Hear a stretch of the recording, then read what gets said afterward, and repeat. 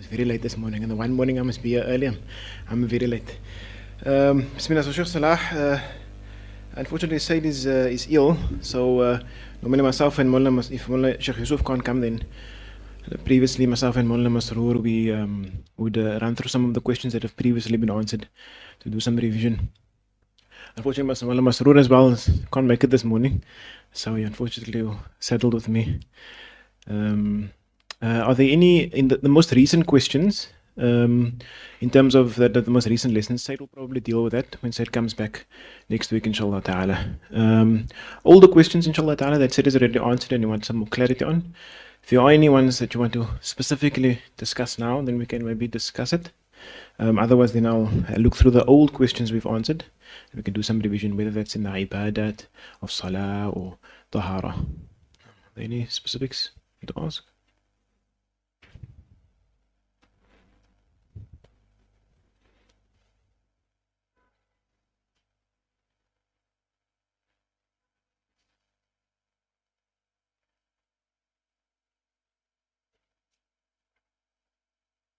No one has anything at the moment. Okay, inshallah, then what we'll do is you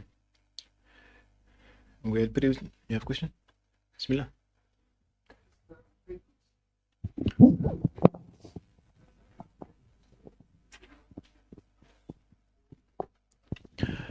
No, that's a very good question. So goods of trade. So we discussed that we get goods on your livestock, goods on your gold and silver, and goods on gold that's taken out of the ground in mining, etc. And these are the ones that are mentioned by Rasulullah specifically. In terms of zakat al-tijara, in terms of good trades, all the madhab don't agree on zakah being due on those. Specifically, the Hanafi madhab doesn't, as far as I recall, doesn't say that zakah is due on trade goods. So there is that position amongst the Hanafi madhab, but in the Shafi'i madhab, zakah is due on trade goods. No, one knows best. Does that answer your question? No. You have another question? Okay, bismillah. So let's quickly run through some of the older questions. You've covered.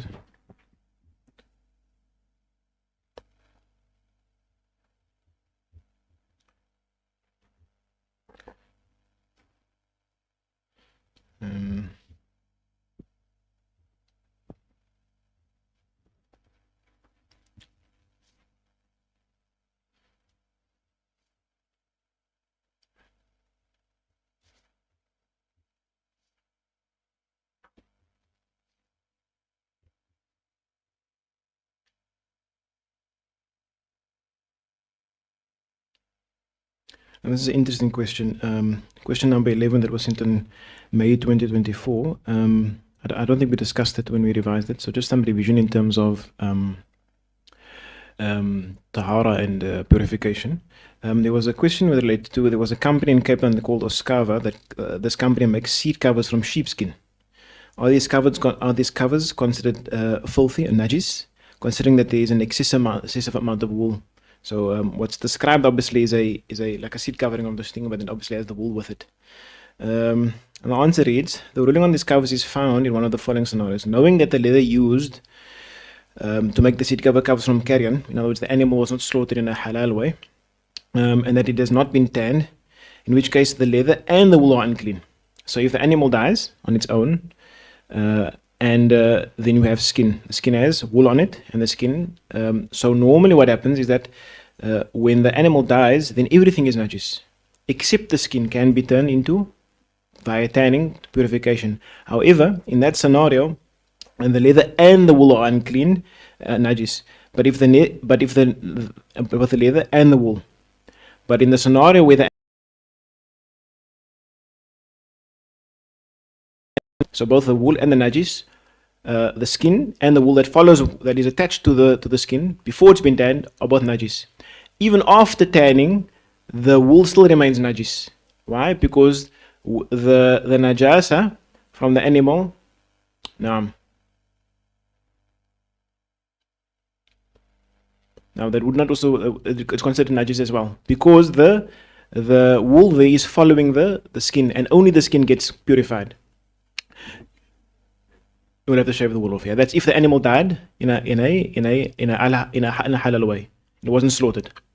If it is known that the leather used to make the seat covers is from carrion, and that it has been tanned, in which the leather is clean. So in other words, that now we find again the skin. So we don't know it was tanned properly. Now we know that the skin was tanned. So now the skin obviously also is now becomes pure because you've tanned it. However, but the wool, because if it's a little wool, then the little but the wool is not considered is overlooked. But if it's a lot of wool, which obviously it's now the whole thing is covered in wool, then the large amount is still considered najis. In other words, that the base was that it was when the animal died, the skin becomes pure, but the wool is considered najis. A small amount is overlooked of the wool, but the rest of the wool is considered still najis. So we don't follow that masala?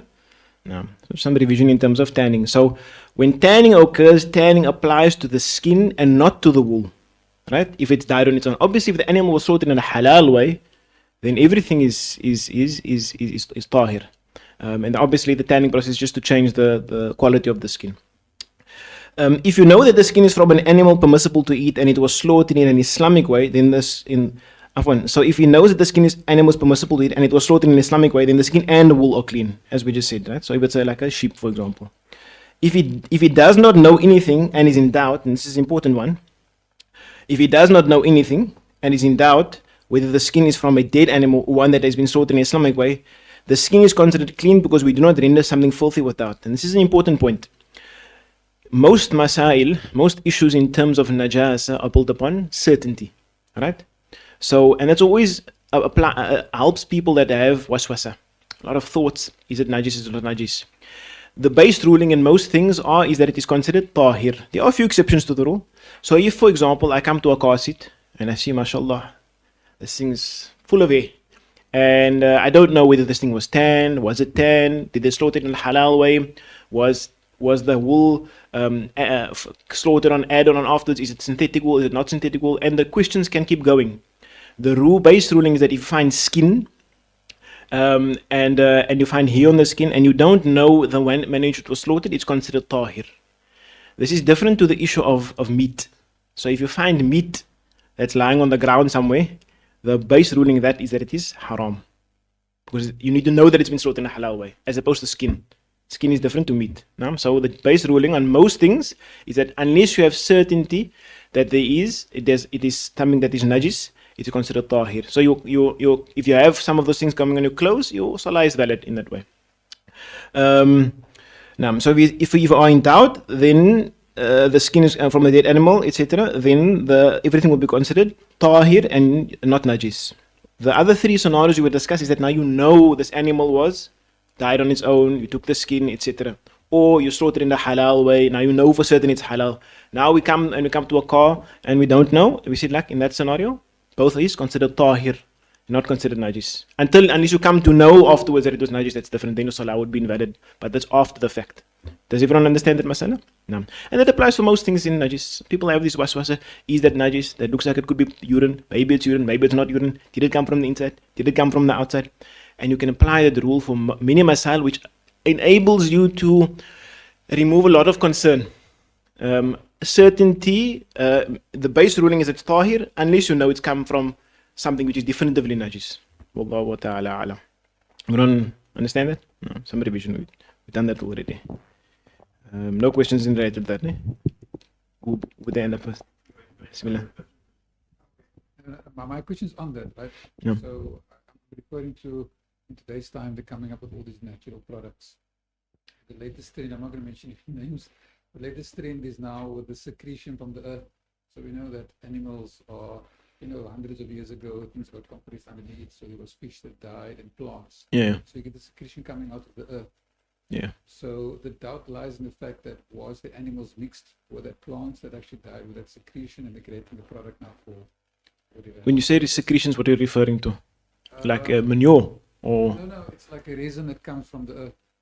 Right? Okay. And they actually use that to convert into a product. So they say it's good for this and it's good for that. Okay.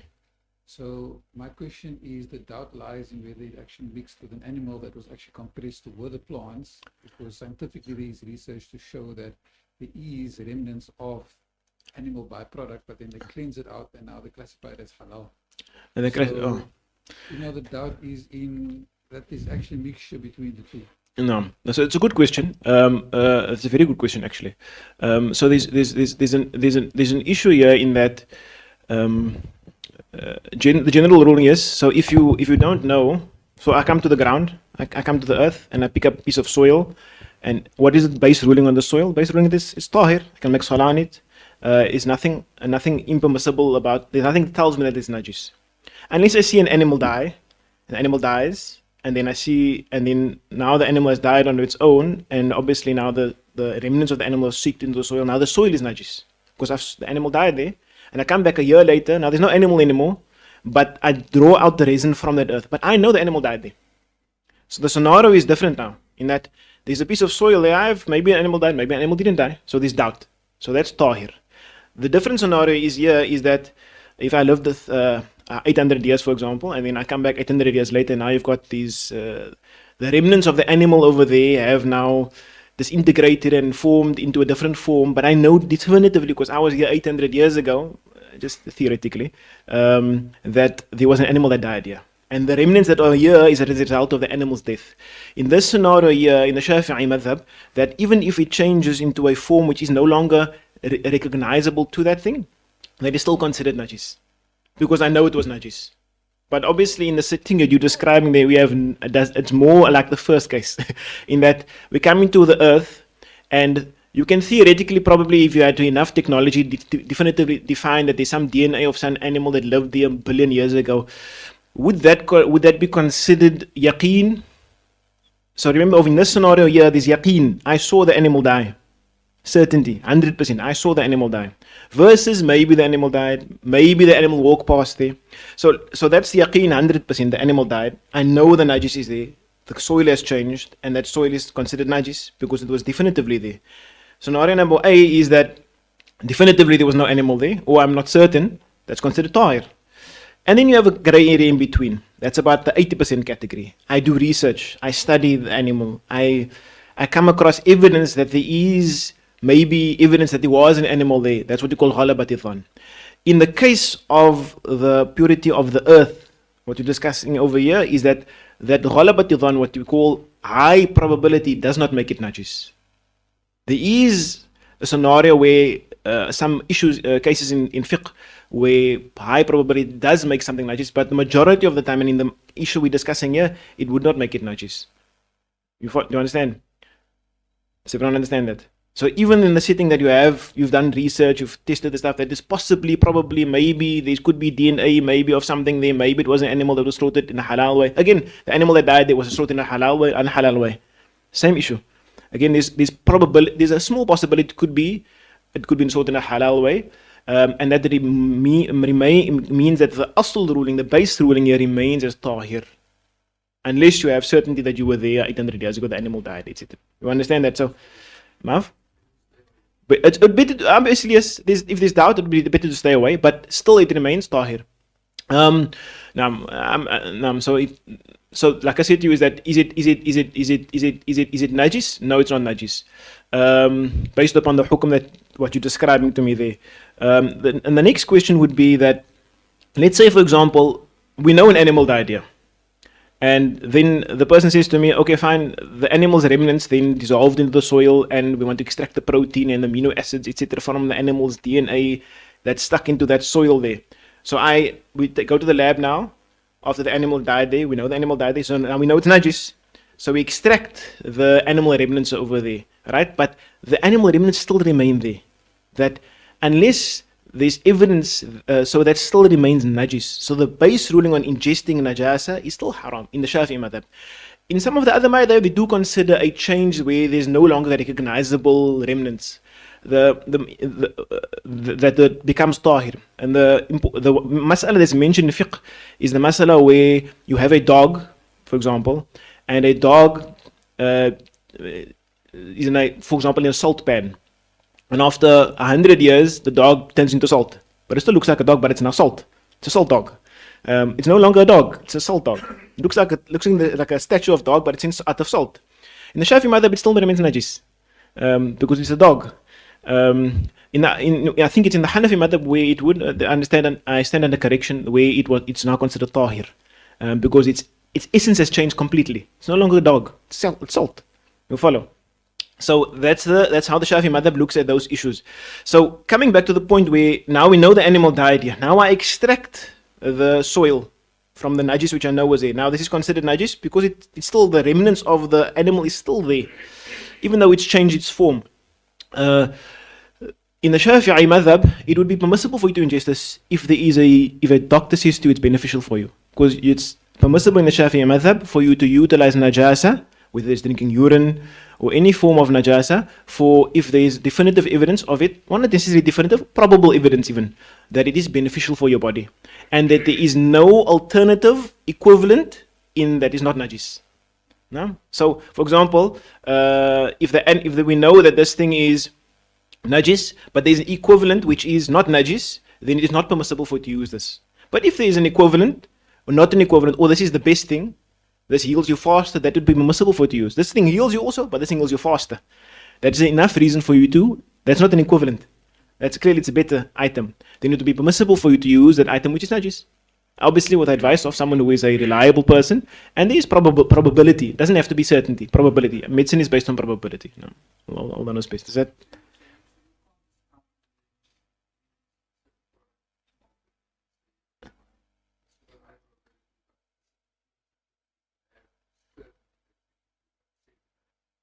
Naam.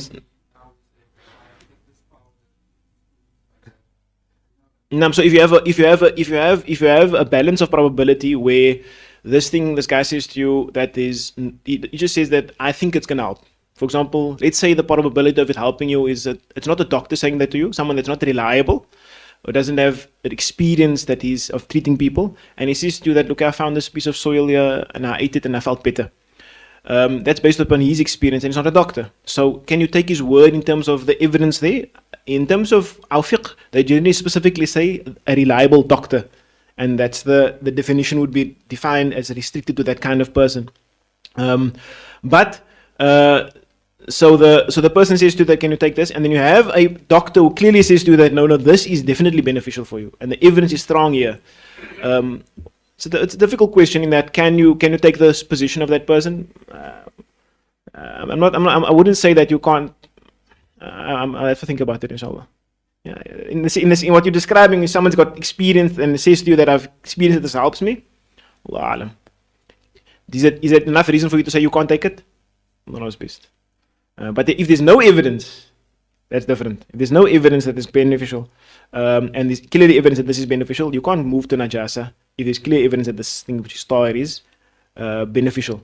But like I said to you, that if both are saying to you the probability that will help you and this will help you faster, then it will be permissible for you to use that which is najis, because it heals you faster.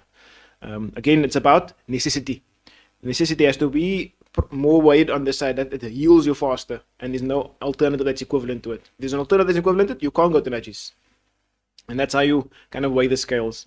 Allah knows best.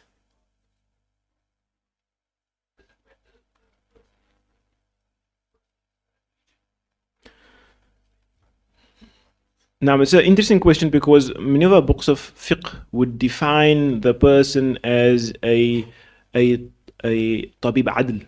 The definition of the word adl in fiqh is very specific to a person who is Muslim.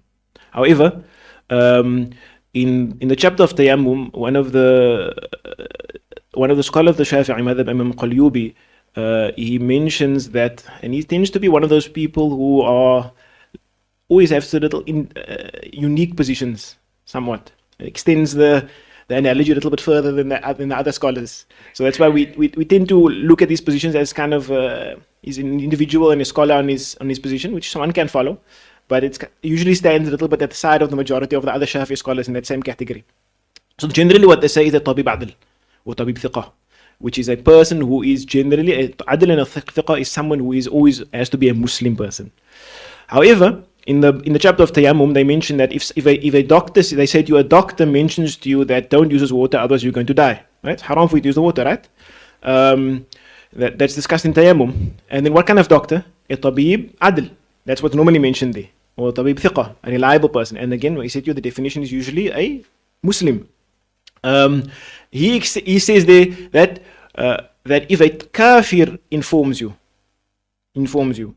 and you believe him, in other that you believe him, you can take his position and you don't have to perform and you can perform tayammum. In other words, that a doctor comes to you, and this doctor is a reliable person, and you believe him. Obviously, generally a doctor, when he's going to tell you something, he's going to tell you something out of genuine concern that this is genuine, reliable evidence he's telling you, and I trust this person. He's my general practitioner. And he says to you, look here, don't drink this medication, don't drink this water, don't use this water on your skin, otherwise your skin is going to fall off, for example.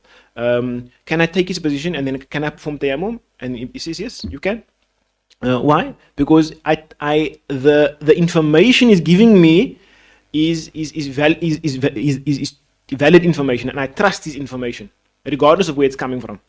However, but the other texts indicate somewhat that it has to somewhat be a Muslim person for you to take his word for it. Allah knows best. So there is some in Arabic it's called sa'a, scope for one to take the position of a Muslim doctor. It's specifically mentioned by Imam Qalyubi, where if you believe the doctor and he's a non-Muslim and what he's saying, then yes, you can take his position and you shouldn't use the water, you can perform tayammum. That's in regards to, in other words, that he's giving you information that affects your religion. You see the ishkalia. The issue here is that a Muslim person, if it tells you about your religion, you can obviously take his position, generally. But the non-Muslim person is informing you that's going to make you make salah correctly or incorrectly, tayammum, not tayammum. It's a big difference, right? Can I take his position? And said, if you believe him in what his statement is true, then yes, you can. Imam Qayyubi mentions it. Wallahu a'lam. Does it answer your question? My question is referring to the wiping over the hoofs. So we learned in the lesson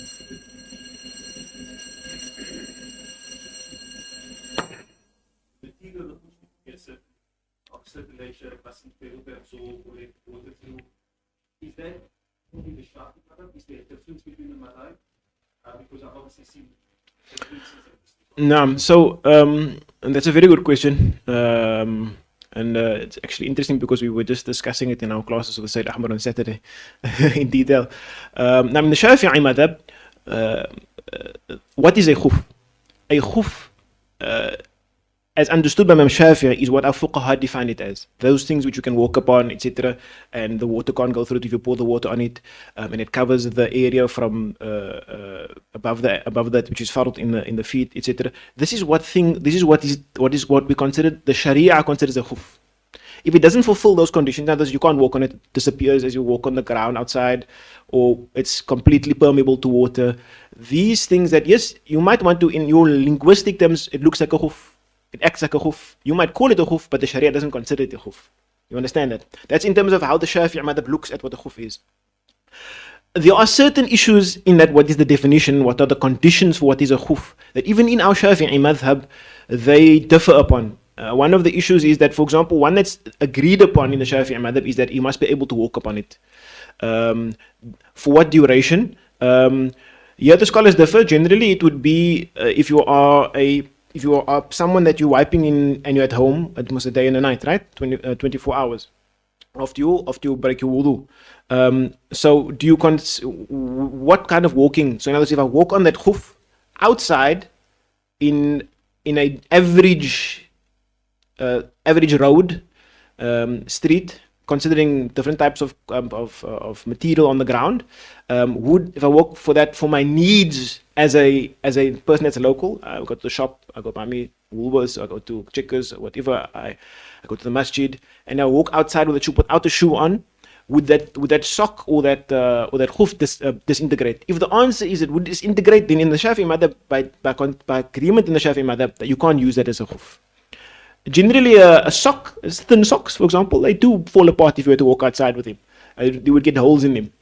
Let alone the fact that it's permeable to water. That's the one issue. And the second issue is that permeability to water in our Shafi'i madhab, that the definition they give you is that if you were to pour water onto it, not if you wipe on it. Obviously, nothing goes. If you wipe on something, water doesn't go through if you wipe on it.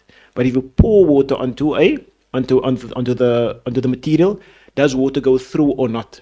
And if the answer is that on that question, that there in the Shafi'i madhab there's a weaker position, which is also a strong position, which one can follow, is that the pouring of the water thing, if it does penetrate a little bit, it's still considered a valid khuf, provided that you can walk with it outside.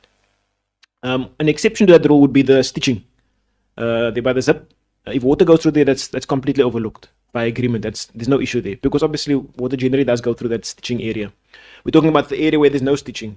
If you pour water on there in the official position, that it must be impermeable to water. But there is a weaker position, which is that if you pour water on there and a little bit of water goes through, it's not, provided you can walk with it outside, then it's still considered a valid khuf. So that's one position within the madhab. In terms of wiping on socks, that's now the pertinent one. That you follow the two issues there, right? And the difference of opinion in terms of pouring on water, in terms of wiping on socks. Now, this is an issue that a number of contemporary scholars mentioned, and specifically amongst the Hanabila, the contemporary Hanbalis, who said that even if it was a thin sock, you can wipe upon. And it's based upon a text in one of our Shafi'i books that quotes different madhahib, and see where they say in text that you can wipe on this item even if it's thin. But some of the ulama say that the statement there is actually not raqiqan, it's actually safiqan, and it actually must be able to walk on it. So that's not be thick actually. So that's just the and then they differ amongst themselves whether that is a valid position in the Hanbali madhab or not. So amongst the Hanbalis, they differ as to whether wiping on socks, which are thin socks we're talking about, right, which would break outside, is valid or not. In the Shafi'i madhab, that position isn't a position in terms of thin. In terms of, as I said to you, if it's thin enough to walk on outside and it doesn't fall into pieces, we said that if you can take the position that the pouring doesn't break it is overlooked, but it must be able to walk on it in the Shafi'i madhab. And again, in the Hanbali madhab, they have a difference there, whether that's their position. You must ask the Hanbalis. Some of the Hanbalis from Egypt said that no, that one of the leading Hanbali scholars in Egypt said that position actually doesn't exist in our madhab. Again, they differ amongst themselves whether it exists in the madhab or not. Wallahu alam. One who wants to be cautious for the deen, don't wipe over socks. Unless the sock obviously fulfills the conditions of the khuf, such as if it's thick enough, the water doesn't penetrate, and you can walk on it outside for your needs in the daytime, then it's a khuf. According to Shafi'i madhab, it's a khuf, valid. Because today in very common type of sock is the bottom of the sock, specifically for trail walking. Yes. Combination of materials Yeah. make up the sole of the sock. No. Does it have to be the entire sock that covers?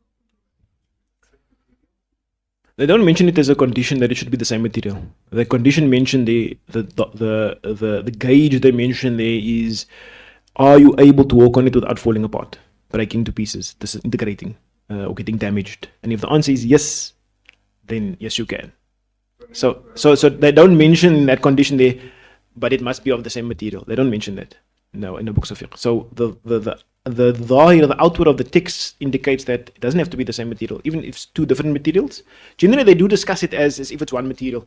They do discuss it like that, but they don't mention that if it's a combination of multiple materials that it has to, if one's a bit harder and stronger. They just mention that as long as the khuf in its entirety doesn't break or disintegrate when you walk on it, then it's a valid khuf. No. The walking on it, it's considered the portion of the sock that is meant for walking on. No, I said the whole khuf, because I mean, yes, obviously that's the most important part, because that's the part that's in contact with the ground. But sometimes, sometimes you buy a shoe, for example, and the shoe breaks on the side, but you're walking on the sole because it's hard on the sole. That's more hardy, but then it actually breaks by walking. It actually breaks on the seam on the side. Then it's not a valid khuf, for example, because it broke on the side, even though it didn't break in the bottom part. So any part of the area which is fard breaks, becomes muharraq, we call it, then it is an invalid khuf. Whether that's but as long as it's as a result of the walking now. For example, now you get these tawaf socks that the drip at the bottom. Yeah. It's still a sock, still a material, the water can still penetrate it, No. but it satisfies you being able to do it outside. Naam. So as you said there, if it's a valid ability to walk, right, that condition is found right. We said to you that the official position, it must be impermeable to water, right? We said that if it's and that's excluding the stitching area and the zip area. But we said that in the Shafi'i madhab there is a position which says that if you are able to walk on it, you can take the position which says that if you were to pour on it and it were to be impermeable, permeable, sorry, the water will be able to penetrate, then it's a valid khuf for you to wipe on. No, Allah. That's like that's a valid position you can take in the Shafi'i madhab, but that's not the official position. Yeah, so a shoe, yes, technically, if you have, for example, a shoe which fulfills the conditions of a khuf, same story. Same story. It will qualify. However, one must be aware that there's you have a shoe, like for example a tacky, a trainer. For those who are not familiar with the word tacky, you got your laces, right, and you have your tongue, right. So if the shoes generally don't come above your heel, not heel, sorry, the ankle, ankle. Remember, it must cover the ankle, right? Yeah, that's also a condition. One of the conditions is that it must come be above the ankle. The best example would be a boot. Yeah, so a boot, like a UGG, for example. Okay, UGG might not be impermeable to water, but I mean a Wellington, your rain boots. That is a valid khuf, definitively. It's nothing. But can you make salah in it? That's a different question. Why? Because obviously, if the najis on the floor, on the bottom, that's the one thing. Can your toes touch the ground when you are making sujood? Remember, a condition of sujood is that the bottom of your toe, one of your toes at least, must be able to touch the ground. If that's not valid, and you're touching on the tips of your toes on the ground, that's not a valid. You can perform. You can wipe upon it. Yes, that your purification is valid, but the salah would be an issue in it. Because obviously then you have to take a shoe for salah, then you will do breaks. You have to wash your feet. You follow, right? So, but if it's possible, one of the scholars were on Saturday actually showed that he had like I've seen it at Woolworths, I think it is, where the toe part bends nicely. Yeah, so then you can actually wipe on that. Yeah, provided it comes above the ankle. A trainer, for example, a tacky, for example, right? If it were to come above the ankle, for example, the laces must be tied through. If the laces come untied, then it's not a valid khuf, right? Because then because if you were to walk, the shoe will open up, right? And the tongue will come out. Hold on, it's best. A lady in menses about being able to read Quran as her weird, with the intention of protection and so on.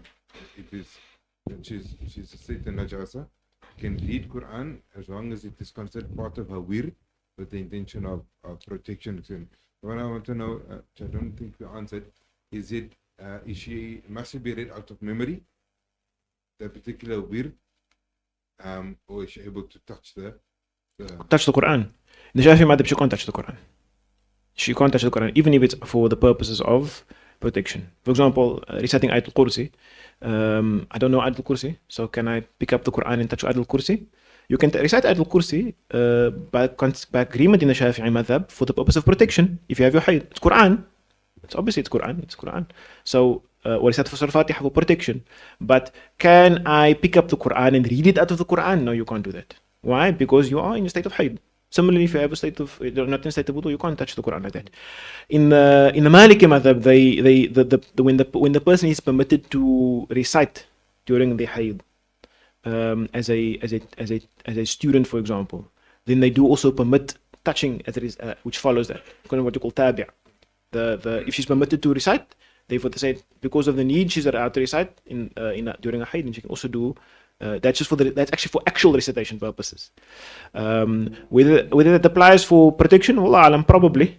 But you will have to ask the Malikis for that. But a student who recites for the purpose of learning Quran in the Maliki madhab, she can recite the Quran during a hayd, and she can even touch the Quran. In Shafi'i madhab, she can't touch the Quran, regardless of what purpose she's reciting.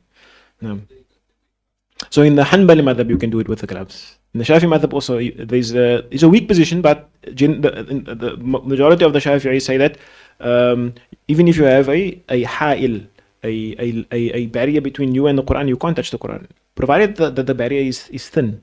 If the barrier is thick, for example, like you have 3 layers of, like a shawl, for example, put a shawl So, for example, if I put this cloth on top of the Quran, this is a thin layer, right? And I touch the Quran. It's haram for me to touch the Quran with if I don't have wudu, if I'm a haid, etc.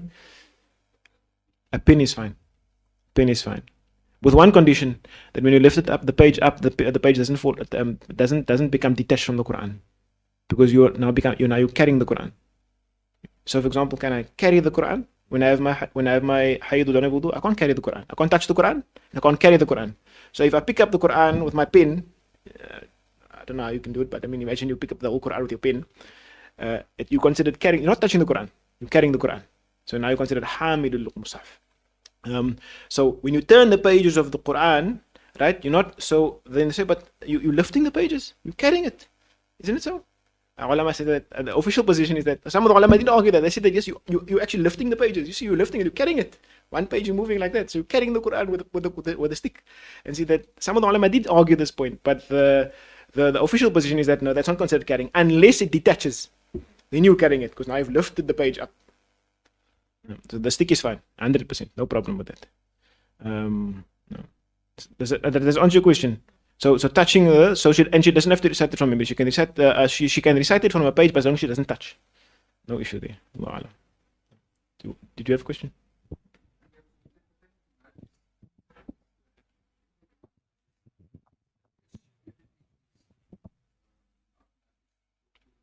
Idle proven otherwise now. Yeah. No. You assume the shoe is clear unless you walked into najis. Yeah. Unless you walked into najis. Or unless you walked into a maqbara. So if you walk into a maqbara, this is when you mentioned the point about the animal that died. So what initially came to my mind was just a separate point, is that was a maqbara. Now a maqbara is an exception to the rule in that a maqbara, what is known as a maqbara mambusha, where the people have been buried and reburied and buried and reburied. So people have been buried and reburied again. So what happens when someone dies? They go into the ground, they disintegrate. The intestines, the feces, everything that's najis inside of them becomes mixed with the soil. So the soil of a maqbara, for example, you can't perform salah directly on the soil in a maqbara. Why? If it's been reburied and reburied. Because we know with certainty that that's najis. Right? Let's be careful with the soil that blows onto you in a maqbara also. Right? Because that if it's a little, it's in fact, even if it's a little, let's think about that. But the soil is considered najis, so you can perform salah in a maqbara. It's makruh to perform salah in a maqbara, but you might have to put something on the ground. And then if you look at any image of a scholar making salah at a grave, it's a sunnah if you can't make salah you miss the janazah salah, you can perform it at the grave, right? So you see these images of ulama performing salah at the grave. It's not to the grave, at the grave. No, so I mean, it's performing at the grave, and if you pay attention, they should be standing on a shore. If they understand the fiqh properly, and then obviously they do. Why? Because you can't make salah directly on the soil, because the soil itself is considered najis. That's obviously. No, obviously there's a purpose there. There's a need. So you can. So for example, the soil is coming from the graveyard. There is considered that is an exception to the rule, because the general is it's considered tahir. But it's an exception because the majority of the time in the sitting of the grave is what? Najasa. You understand? Because we know definitively that it's like that. They don't even apply that rule in the toilet. Because in the toilet, it's makruh to make salah in the toilet because it's the place of najasa, right? But is it considered? Can you perform salah on the toilet floor? You can, if I don't see any urine there. You understand? You follow? But in the graveyard, they don't apply that rule over there. That's an exception to the base ruling, which is that it's tahir. No, Allah Alam. With that, obviously, tadammuq bin najas, to sully your body with najasa, whether that's during istinja or anything like that, it's permissible if there's a need. So whenever there's a need for you to touch najis, whether that's to clean yourself or your child or bury someone in the graveyard, even if you consider the soil najis, it's not an issue. You obviously just mustn't, and obviously the soil is usually dry. And usually the soil is dry. So it's just something to be aware of. You just do that, and if it's dry, obviously. Otherwise, you must wash your hands.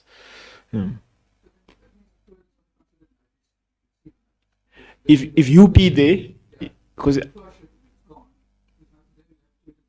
no, no. Now, if so, for example, if you urinated there now and you flushed the toilet, it's clear. No, that's different. So it's not the issue there. The reasoning there is not that the fact that that there's najis there now. It doesn't. For example, the issue there is that it's a place of najasa. That it's the majority of the time there is najasa there. It's a place that is considered mustaqthar, something which is considered. You don't recite in the Quran because it's a place of najasa. Whether the salah is valid there or not is a different story. It's makruh to make salah in a toilet. Why? Because it's a place of najasa. If there's najasa there, you can't make salah there because there's najasa there. It's haram to make salah there. For example, can you make salah in a maqbara? It's makruh to make salah in a maqbara. And maqbara, provided that you make salah on something. Why? Because it's a place of najasa. Because you are making salah above. So even if you make salah on a thing, you're making salah above najasa because there's najasa in the soil. And if you're obviously going to a maqbara, for example, where definitively the graves have not been dug up and reburied, like a grave of the Anbiya, for example. There, definitively, this is not a graveyard which has been reused and there's only one person there. And we know that his body didn't disintegrate. It's a Nabi. Then it's considered tahir there. No. So then it gets his base ruling there. Wow. I think that's it, inshallah ta'ala. Allah accept, inshallah ta'ala. The questions from the ladies. Oh.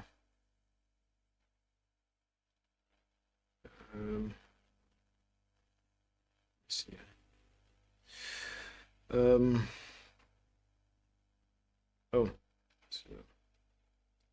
What about a product that is used to prevent a particular condition before it occurs? Example, a product containing pork-derived enzymes in the process of hydrolysis. Pork-derived. Now, so you're speaking about preventative medicine. Generally, the way our ulama dealt with it was a number of ways. General rule is that it's mustahab for you to utilize medicine mustahab for you to utilize medical means if you are sick. Can you utilize medical means if you are not sick? It would be permissible if it's not najis, obviously. The question here is that if you're not really sick but you fear that you're going to become sick. It's a good question. The most important question comes about here is certain vaccines that contain porcine-derived derivatives that are there. So sometimes there are very, very small traces of DNA of a pork that's present in the vaccine. It does occur. I think it's in the one of the measles vaccines contains it. Again, the same thing applies in terms of if you consider it the argument here would be is that you're not actually sick. So that would the argument be. There's some of the ulama in the Shafi'i madhab, they discuss the issue. I'm probably only going to answer this, is that in terms of vaccinations, often the discussion is that it's a contemporary issue, etc., and they haven't occurred. Our fuqaha discussed it about 200-300 years ago, when something called variolation, where what they used to do was when smallpox was around. Now chickenpox, something called smallpox. Smallpox doesn't exist anymore because of vaccination. Right? It only exists in a few labs where America's going to use it to wherever they want to invade. But smallpox doesn't exist anymore. Now we don't realize, and if you those who are older than I think 1988, if you look on your right shoulder, you will see about I think it's about 8 little holes on your right shoulder, right? And you probably wondering what was that? That was a smallpox vaccine. That smallpox vaccine, most kids got it. In fact, it was because there was a massive drive to eradicate smallpox. And this is long before smallpox came along. Now we don't give the vaccine anymore because the smallpox doesn't exist anymore. Alhamdulillah, it's the only successful eradication of a virus ever known in humankind. Everything else is still there. But now, so what happened is that prior to smallpox vaccination, if you notice, none of you guys got smallpox.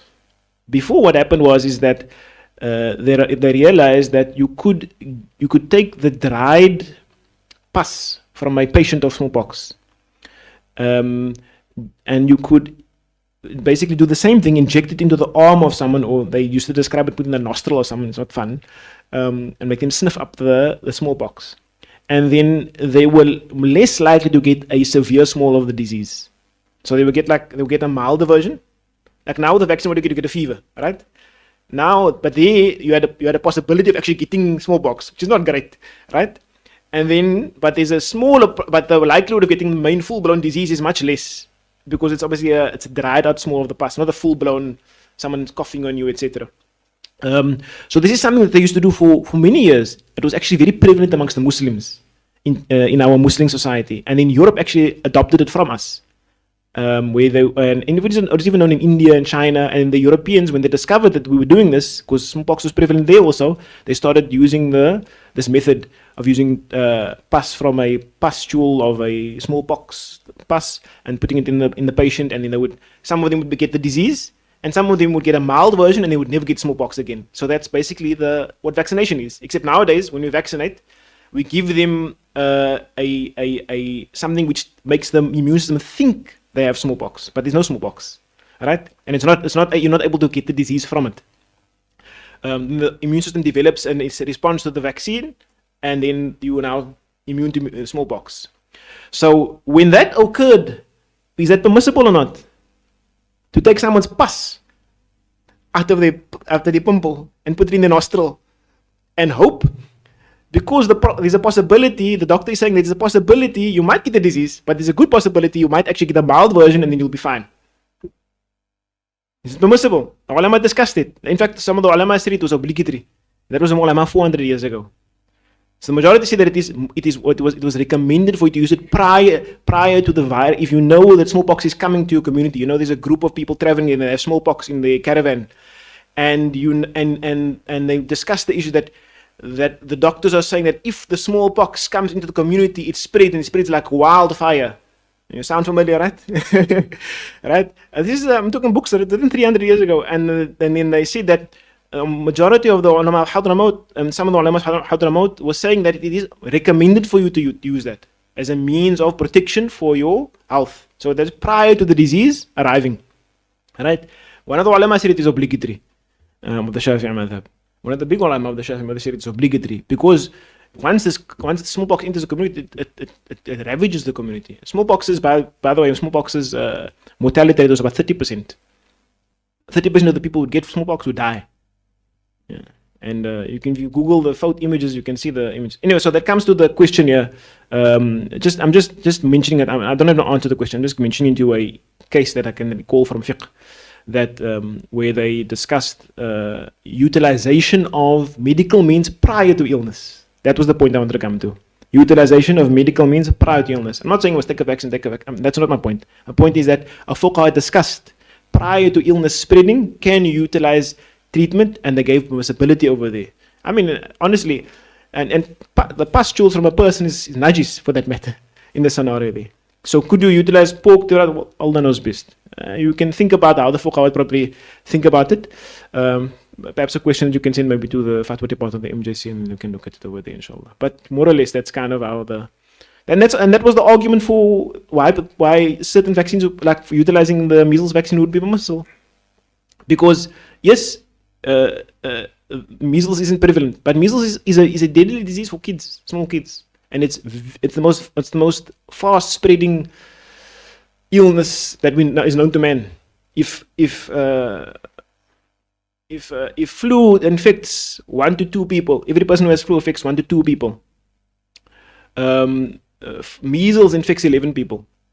One person will infect 11 other people, whereas the flu will affect 1 to 2 people. There was a point when COVID was infecting, I think it was a reproductive rate of 2. So every person that had COVID infected 2 others. You can imagine how it spreads. Like you do the maths. And then obviously when you come to the point of an illness that can spread 10, 11 times for one person, and they can just cough, and and it's very contagious. So that was the argument of those ulama who said that it is permissible. Some of the ulama said no, it's not, because there's a pork derived thing in there, and that's a valid argument. It's not an unreasonable argument for those who would say that it's not permissible because there is some pork in there, etc. And obviously there's no necessity because you're not ill. Now these are arguments that are valid, and that's how the ulama differ on the issue. So you can see how the argument could go one way.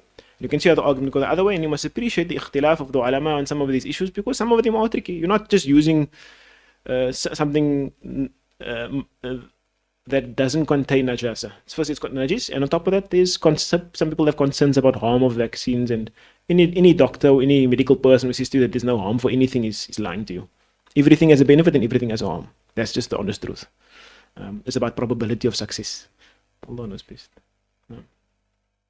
We'll stop there, inshallah ta'ala. Barakallahu feekum. Unfortunately, I couldn't get to the last question of the lady. And I did answer the question with regards to khufs must not be permeable to be valid. So I just want to point that out. I didn't answer the question with regards to can you use something that's pork derived, etc. I just explained to some of the fiqh, what's mentioned in the books of fiqh, some of the issues that how fuqaha dealt with it. And inshallah ta'ala, if you want a proper answer, you can send it to one of the fatwa departments and then they can answer it directly for you. But that's how fiqh is, you're looking at what I've said before and how you're looking at it now, and you ask yourself the question is that, with those same fuqaha, if they were alive today, what would they say? That's how you deal with it. Not what you say, what the fuqaha from before say. Allah knows best. Barakallahu feekum.